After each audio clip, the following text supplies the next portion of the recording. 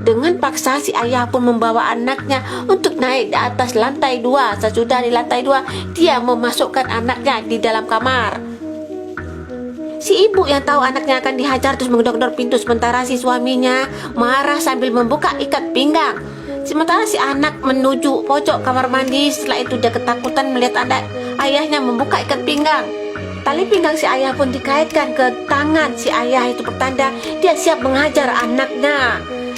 Dengan wajah bengis dan gila, si ayahnya mendekati anaknya dan menghajarnya. Sementara si ibu yang mendengar anaknya menangis menggedor-gedor dari balik pintu.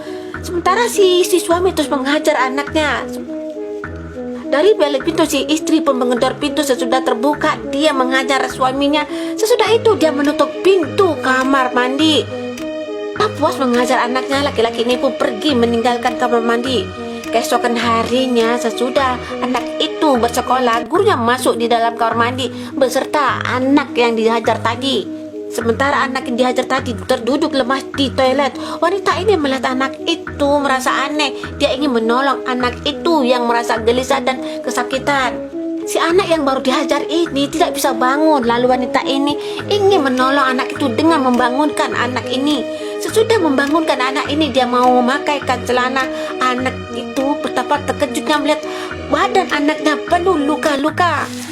Wanita ini ketakutan ketika melihat badan anak itu penuh luka. Lalu dia keluar dari kamar mandi dan meminta tolong di luar.